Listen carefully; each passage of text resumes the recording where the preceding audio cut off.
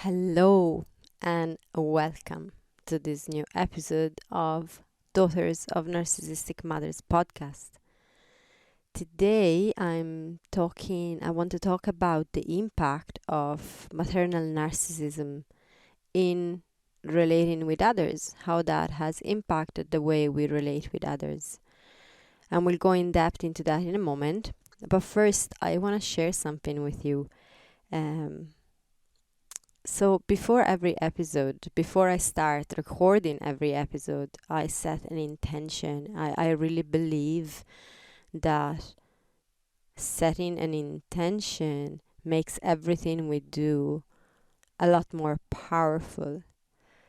So my intention each time is for the episode that I'm about to record to reach as many women as possible, so that it will bring them support, and also it will bring them joy and light and love in their life, so that they may bring joy, light and love in all the lives that they touch. And like that, what I'm visualizing as I'm setting that intention is a ripple effect, like a wave of love and light and joy that expands and takes over the entire planet. That is my intention each time that I sit down before I press recording. And what it came to me this morning when I was meditating and setting that intention and preparing to do this episode is that is wonderful, and it feels so amazing. But how amazing would it be if I can't do this alone? So I was feeling called to call you into this. This is not just me doing that, but it's all of us that are already here, all of us that are already sharing this space. And how can you be, I mean, you're in this movement with me, right? You're here with me, so let's share this intention together. Let's make it that when we sit down and we're doing this, that this work is not only for ourselves, it's not only for you in this moment, but it's really to benefit every person whose life you're touching, every person you might meet, even the people that you don't know yet. And one really super practical way you can help with that, you can support this movement growing, is sharing the podcast with other women, with women you know that will benefit by listening to this without being too attached, whether they're going to listen to it or not, but sharing it with an open heart. And again, with that intention, like I'm sharing this with the intention of bringing love, light, and joy into the life of this person. It's a gift. And another super practical way you can support the movement is by leaving a review on the episodes or on the podcast, on whichever podcast platform you're listening to this right now. That is super helpful, because that as well supports the movement growing, supports this podcast reaching more women, and so bringing more love and light and joy into their life. So yeah, I just wanted to say that, and my deepest gratitude goes to you for being here and sharing this space and time with me, and also for supporting the movement growing and bringing that love, light, and joy to people. There's so much need right now in the world for that. There is so much need. It's there's always need, but right now in this moment, it's so important to share and spread goodness, to spread love, to spread light. Because at the root of a lot of of a lot of what is going on in the world. There's a lot of trauma there that is undealt with on a big level, like on a collective level and on an individual level. So the work that we're doing here individually on ourselves has an effect on the global, the collective. So this work is way more important than just me or than just you. It's huge. So yeah, I wanted to share that with you. And now we're ready to dive into the topic. So to start, I want to ask you, do you find interacting with other people really exhausting or difficult? Do you find interacting with, even with your family, like, so not just other people on the outside, but even your family of origin, that do you find that takes all the energy right out of you? You know, after a family gathering, you are so tired, drained, exhausted. You need time to recover. And if you find anything like that, I really get you. I felt like that a lot. And that made me believe that I was very introverted, very shy, very uncomfortable with other people. I used to describe myself like that all the time. I used to say I didn't like people at all. I'd rather be alone on top of a mountain. This was like my my story when I was younger. I used to say all the time, I'm just gonna go on the highest mountain, build a wall, and just hide up there, so I don't have to see people. I don't have to interact with people. I went as far as saying that I hated people, and that became a very accepted part of my personality. I truly believe that. What if I told you that all of that came from not my personality, but from not knowing myself, not knowing how to be authentic, and believing deep down I was unlovable for being me. And all of that was at the root of me being so uncomfortable around people, that has impacted my way of relating with people for years.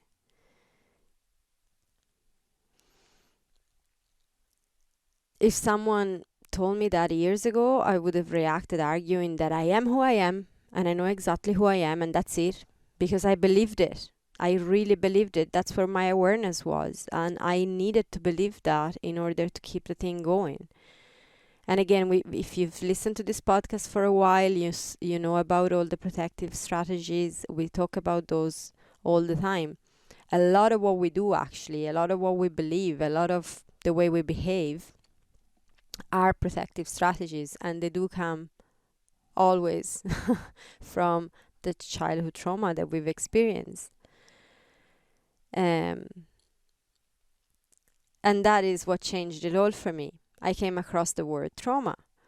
I started learning how childhood trauma, developmental trauma, affects the natural development of personal identity.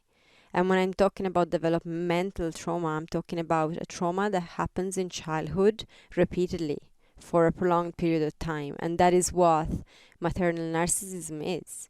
Because it's not just an event that happens once and then that's it. It's something that it just stays with us for our entire childhood, all those formative years, and then it just keeps going and going and going. Okay, our mothers are around. So that's why it's called developmental trauma. So I want to start by have a look at the word personality. And what do you know about that? What do you think? What do you feel your personality is?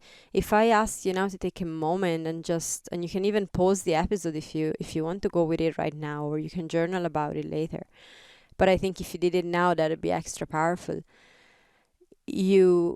if you could write down, like journal for a moment, or think, if you're not able now to write down anything, but you could think about, reflect for a moment of what are your personality trait. How would you describe yourself? And be really honest, because no one's gonna listen to this. Like, you're not gonna say it out loud to anyone, so you can be really honest with yourself, and list what are your personality trait. Let's take a moment to do that. And so after you've done that, have a look at that. That defines you, right? That's your personality. When we describe our personality, we're like, this is who I am. Or is it? Are you really sure? And I'm not making fun of you, of course. I'm not. I didn't know all of this. What I'm gonna explain to you now, what I'm gonna talk about now, I had no idea of all of that. So yeah, I thought personality is what I am, and it describes me 100%. And is this like, actually, the more grounded in me I am, the more my personality is this unchanging block of descriptives that defines me. So personality comes from the Latin word persona. And persona means mask. Okay, so that means that our personality is not actually us. Okay, it doesn't define you, it's not you. It is a mask we wear, and it continuously changes with the circumstances we're in. Which is not an entirely bad thing in itself. Like, that's fine. I mean, clearly we might be behaving differently if we are in a professional environment, or if we are at home with our family, or if we're in a group of close friends, or we're by ourselves. That's just be able to adapt to the different circumstances in life and use those skills, those relational skills that we have in different situations, use the ones that are required at different moments. So that's all okay. But what happens when we develop a persona that is to please others? What happens when the personality that we develop is there because we want to be more acceptable by others, because we don't believe we're lovable, and so we start behaving in a way that pleases others in order to be accepted? And what happens when we believe that we are like that? We believe in our personality so much that we completely identify with that persona. What happens then? We get to lose ourselves. We lose who we really are, and we become something completely different. Now, one of the impacts of childhood trauma, such as maternal narcissism, is, in fact, a disconnection from self. A disconnection from your natural gut feeling, which is that precious wisdom that tells you if something is right or not, if a situation is safe or not. So when you're disconnected from your internal guidance system, it is quite natural, it happens quite naturally then that you are on high alert, that you're, waiting for something to happen. And there's a lot of also other aspects that come into this, like clearly you've been through childhood trauma, you've been through difficult experiences, so you've been through that so much unsafety. You've been through so much unsafety that you are on high alert all the time, and you're disconnected with your inner guidance system, which will tell you if a situation is in the present moment actually threatening or not, safe or unsafe. We don't have that anymore, and also we've been bombarded with unsafety, so there's like this hypervigilance all the time. We're on high alert all the time. This leads, so as we said, to be constantly in high alert. So going back to be with people, the beginning of this episode, how it impacts being with others. Are you uncomfortable or drained when you're with other people?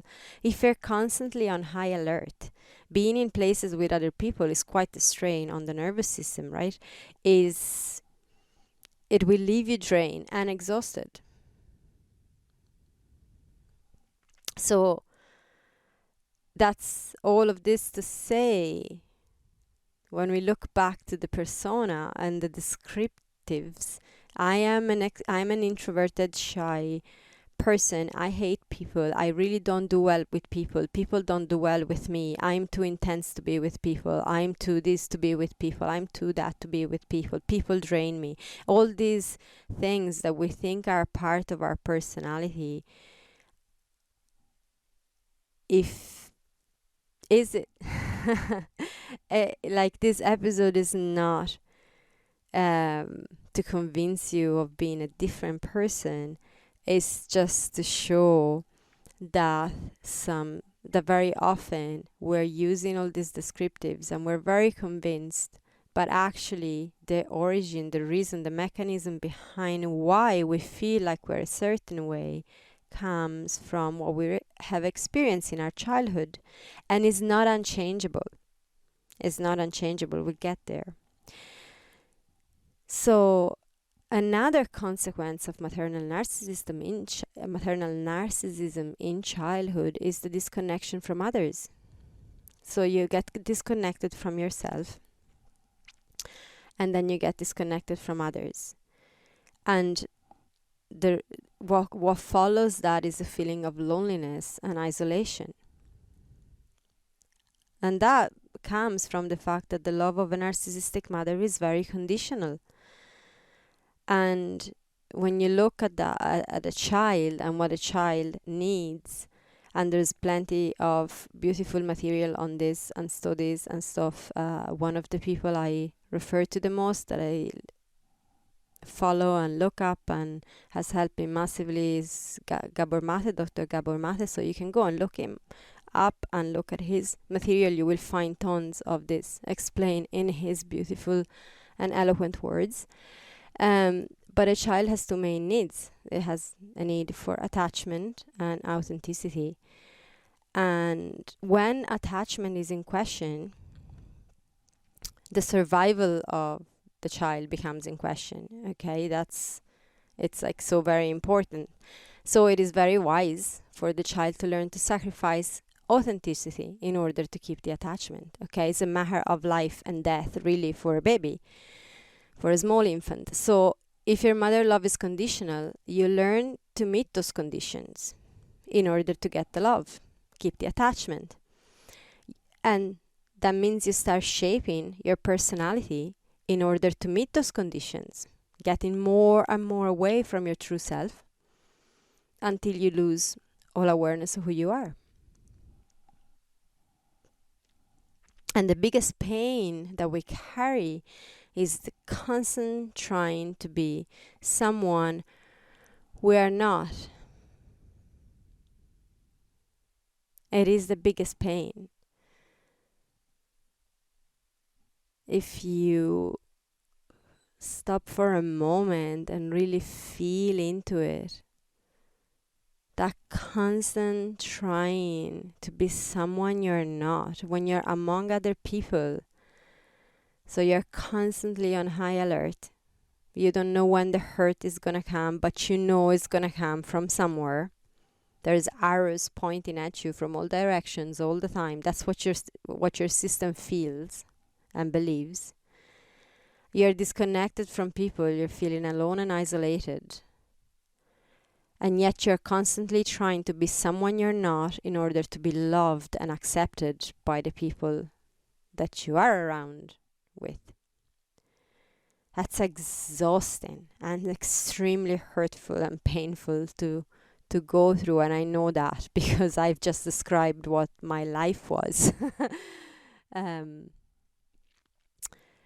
So even without having had a real chance to fully know who you are as you were growing up, because you were too busy feeling into who you had to be in order to survive around your mother, there's a part of you that knows deep down you're not being yourself. That part of you knows all the time. And don't get me wrong here. You are actually being as real as you possibly can be in each moment with the awareness you have in that moment. It's what I said at the beginning. I really believed that I was the way I was declaring to the world I was. That was my awareness at that time. And I thought I was being super real. It's only when I discovered all the layers and I started doing the work that I realized, oh, okay, no, it just was so not me. But there's no point in judging yourself for that, because when you don't have that awareness, how can you know? Okay, so you've done your best up until now. It's amazing how you're showing up in the world. Absolutely amazing. When I look back on my own life, my interactions with my mother and with others, I didn't know I wasn't being myself. And so I really want to invite you not to judge yourself over it. When you start becoming aware of the mask you wore for so long, be kind, be very kind with yourself, be loving, accepting, and that will allow other parts of you to come up, to come to the surface, you know. Another major impact of maternal narcissism is personal shame. And that's why I'm here saying to you, be really loving and kind with yourself. Because we have been shamed for so long about everything growing up, that we end up carrying that shame inside. When you feel ashamed of who you are, you're going to try and hide who you are even more. I used to believe I had to be a certain way in order to keep the people around me. And that came from deep down believing I was not lovable just by simply being me. Again, conditional love of a narcissistic mother. You're not loved just for simply being who you are in that moment. And the result of that is that I became a chameleon, always changing to reflect what I thought the person in front of me would like. And as you can very well see and understand, this was not only exhausting, but again also very painful, trying to be who I was not all the time. And it also resulted in a lot of not so healthy relationships with my family, with friends, with partners, and so on. So we said a lot. Let's recap for a moment. We started with the impact that maternal narcissism has when we go and relate with others. And then we brought it to, okay, does the relationship with others come back to yourself? What's the persona that you're putting out? What's the mask that you're wearing? The fact of being not yourself when you are relating with others. This is exhausting, hurtful, and very, very draining. So trying to be someone you're not is the biggest pain. And as daughter of narcissistic mothers, we have experienced childhood trauma that has brought us to believe that being someone we're not is the only way to behave around others. And this trauma has caused us also to be hypervigilant, being disconnected from self, having to sacrifice authenticity for attachment, and carry some degree of shame about who we are. So all of this has impacted the way you relate to others, what persona you display and when, leaving you drained, exhausted, and ultimately unhappy.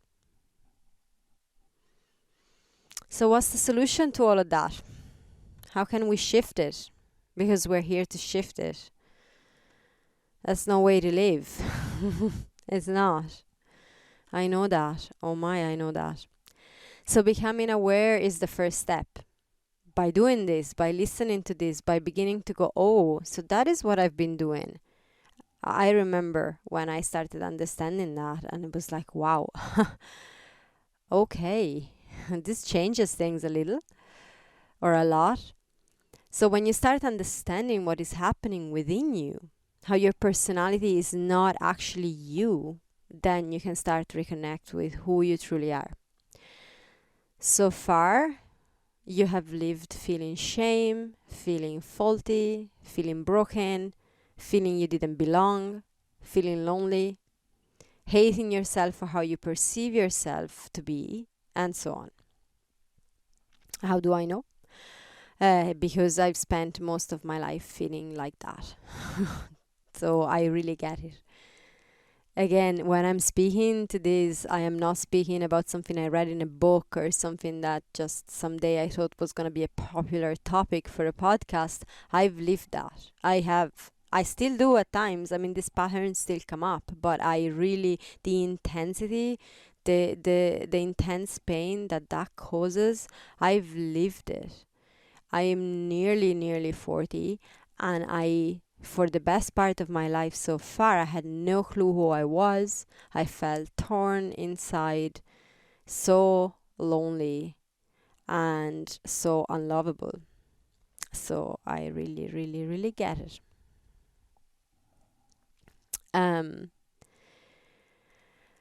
The path to becoming more yourself, or to say it better, the path to strip back all the unnecessary layers to coming home to yourself, is a radical one. It is. It is the path you pave from this moment on. That's why we're here. On this path, you get to replace default triggered responses with awareness.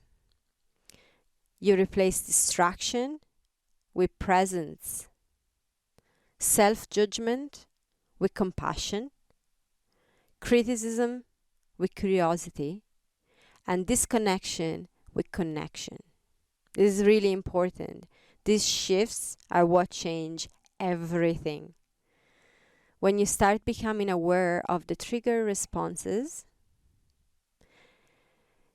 and just want to pause for a moment. So what are the triggered responses? The triggered responses come from, again, they're a consequence of the trauma that you've experienced. So it's like when you have experienced trauma, you're living stuck in the past, and you are responding to the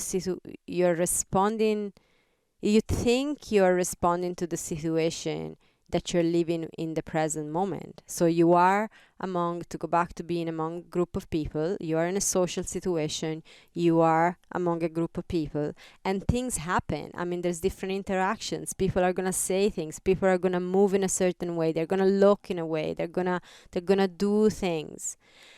And you are thinking that you're reacting to that, but in actual fact is that your reactions are triggered responses. So what you're reacting to is your past.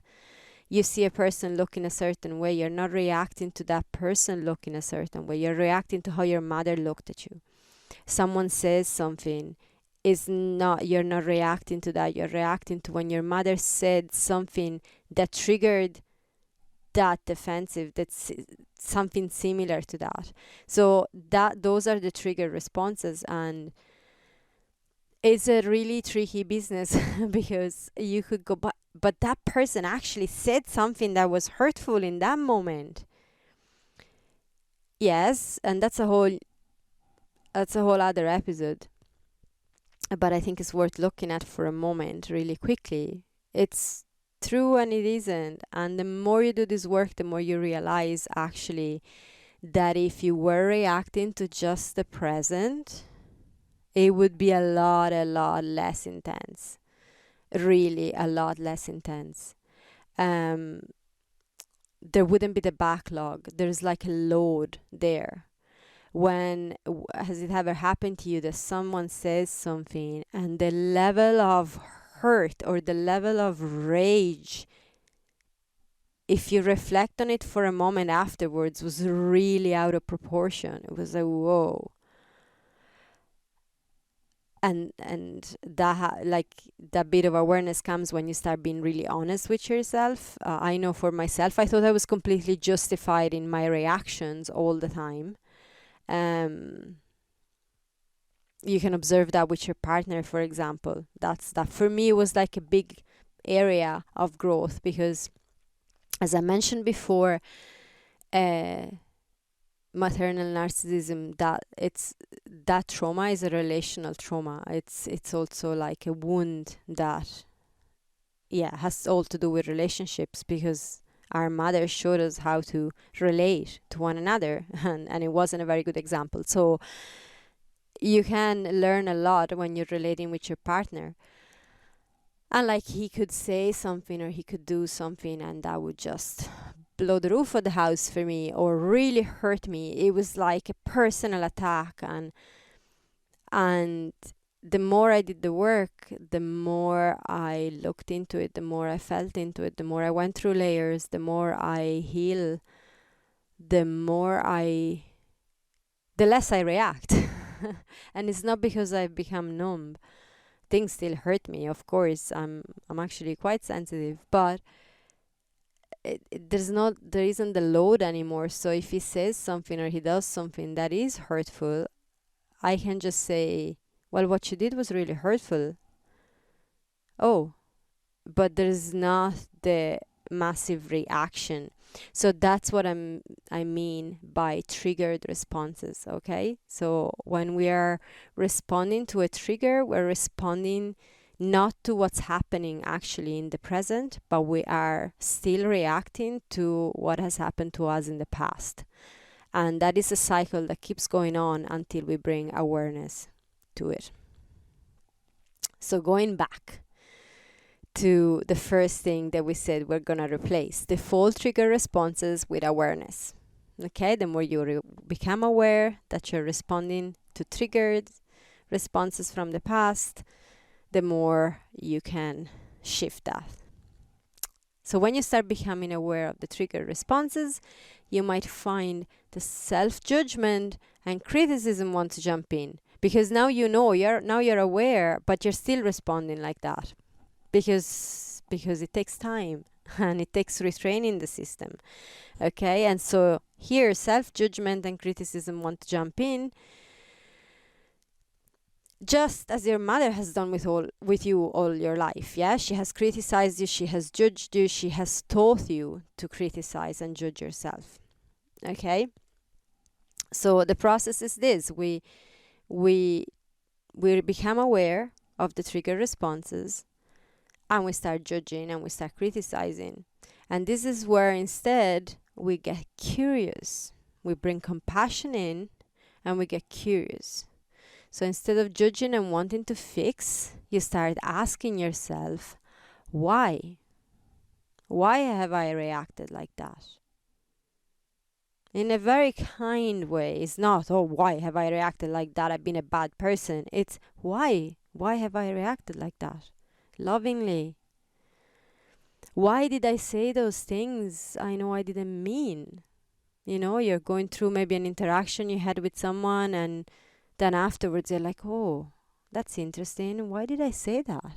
I didn't really mean it, but I said it anyways. Let's see why.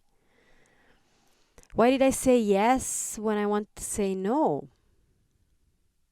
It's a really good question to ask, you know, like you're invited to something, you're involved, you end up getting involved in something. You're like, why the hell did I say yes to that? What happened there? You know, but just lovingly ask yourself that. Why? And you might be surprised what comes up, you know, like, oh, I thought saying yes would make me more likable by that person. Or maybe I said those things because I really thought that that's what that other person wanted to hear. But by doing that, I've really shown to be completely different to what I feel I am. You know, and you start working with that. You start exploring yourself, and that really brings you to know yourself. When you become aware of the pain of not being yourself, you know, of the disconnection, you can start reestablishing a connection. When you ask yourself why, with loving curiosity, you start to reconnect with your true self. Your mother never asked you why you behaved in a certain way when you were small. She just told you it was bad, and that was it. So we have to Do all of that now within. It's like an inner job with yourself. You with yourself. Your true self so will start feeling safe to come to the surface. And you start getting to know the real you. This path is one of devotion to yourself. That's something we've never experienced before. I mean, who doesn't want a lover that is devoted to you?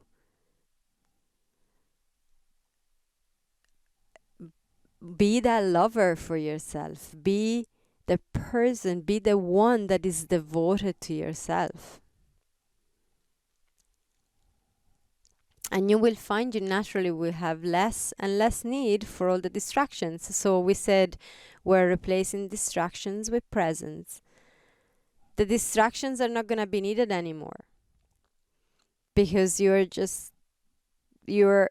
not needing to sedate anymore all that judgment and criticism and pain, because you're feeling into it and you're using it as a space to start listening to yourself, to start asking questions, to asking why, to get to know yourself.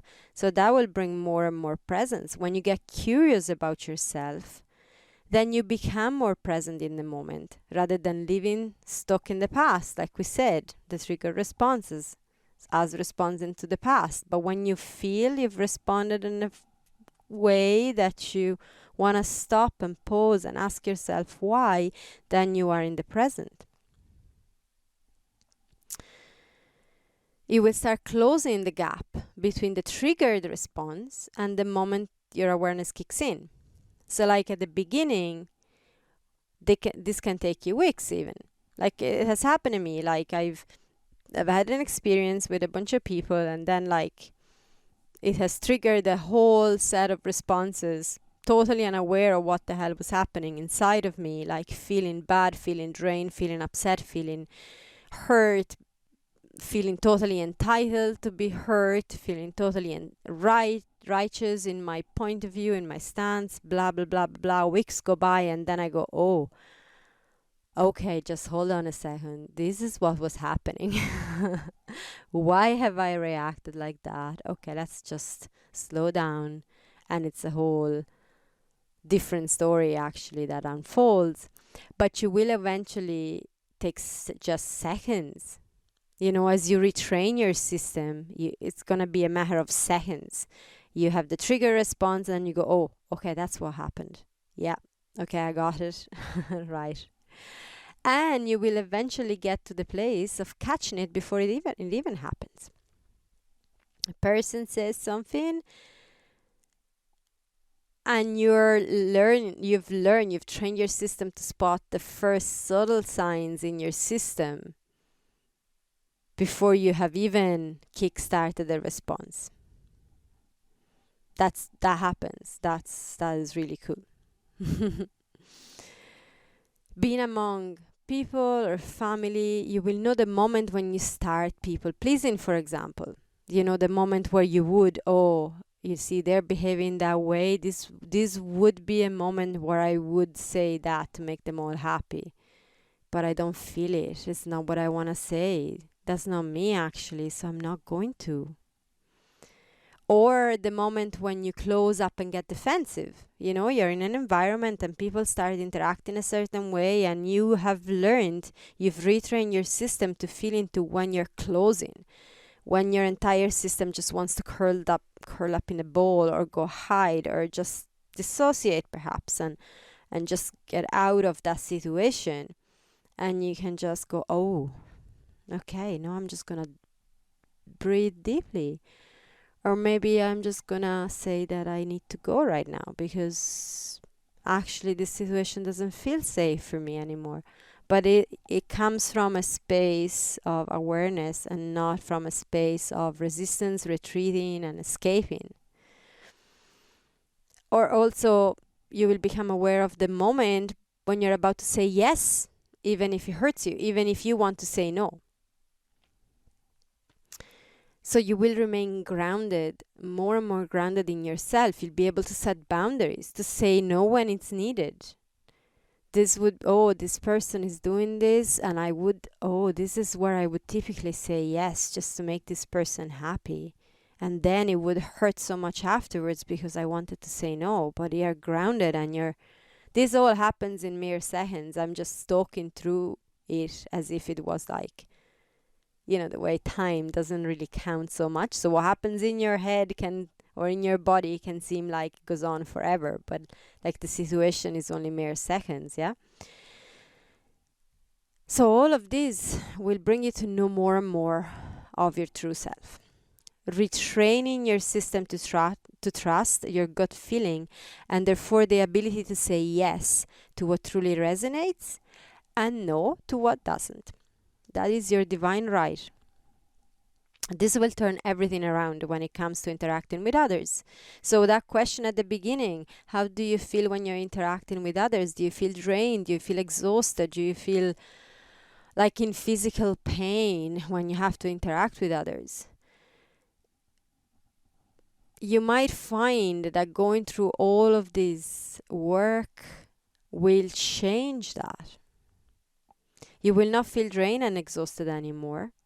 You will not mix with people that are not resonating with you. That's actually another thing.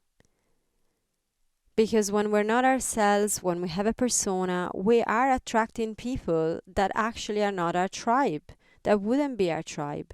But that's just how we're showing up. So that's the people that come when we show up a certain way. So a part of getting to know yourself more and more might put in the word might, but it's quite possible that some of the people that you are around now will not stick around, and new people will appear in your life as a result of that, and it's going to be way better interactions, way deeper relationships, way deeper friendships.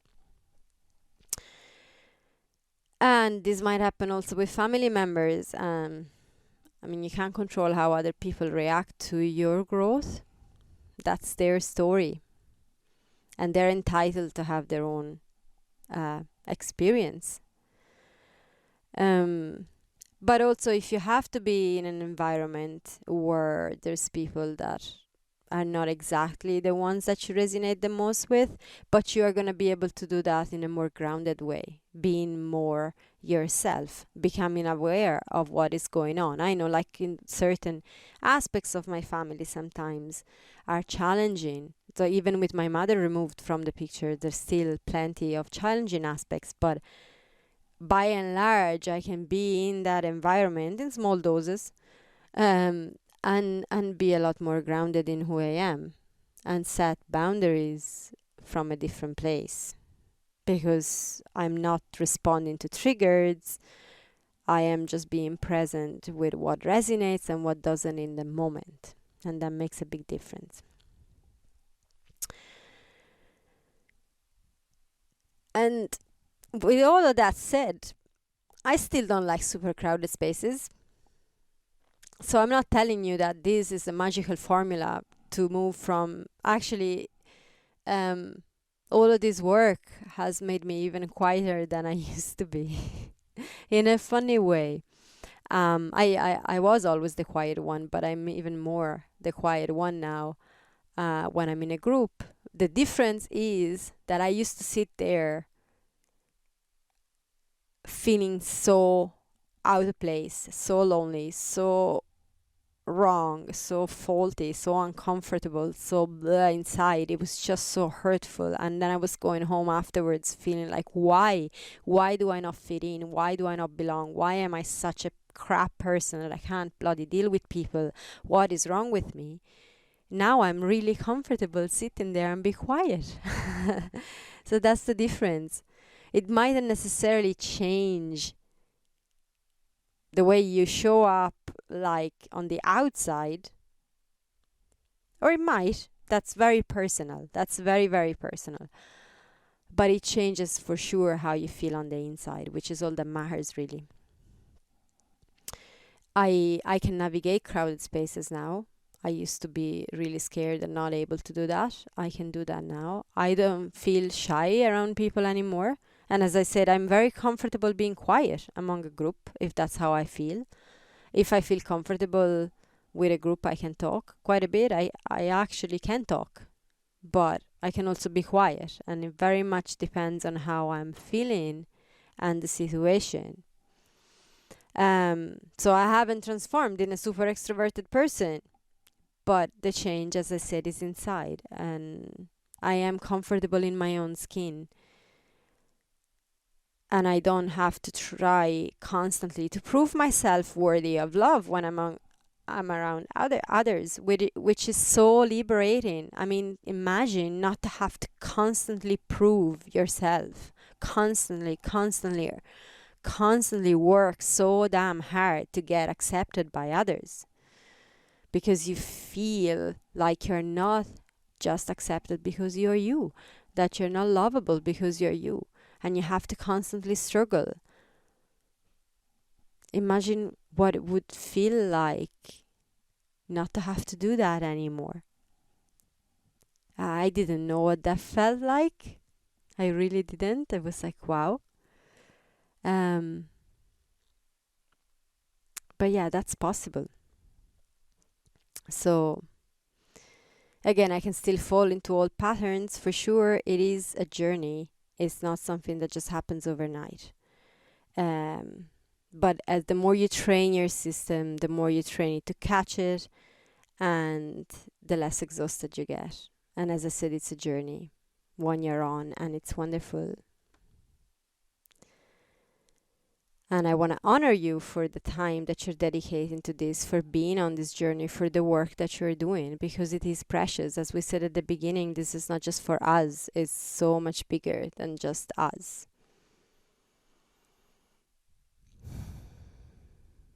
So if you're new to this podcast and you haven't already, find the link in the description of the episode for the free self-love guided practice, which is a wonderful place to start retraining your system, work with your nervous system. It's a really beautiful practice to do anytime. And also, you can email me and contact me with your questions, reflections, and to know more about ways to work with me. You know where you can find me. The links are all in the description. So with that, I'm going to leave you, and yeah, have a beautiful week. Bye for now.